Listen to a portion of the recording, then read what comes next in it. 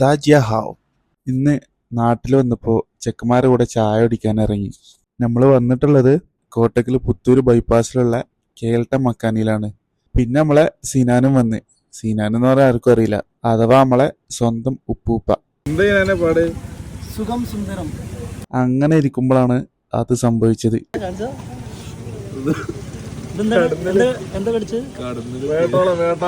മാറ്റം തോന്നുന്നുണ്ട്.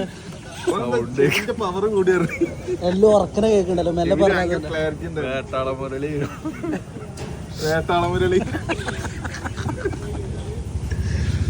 കോട്ടക്കലിന് super hero വേട്ടാള Murali.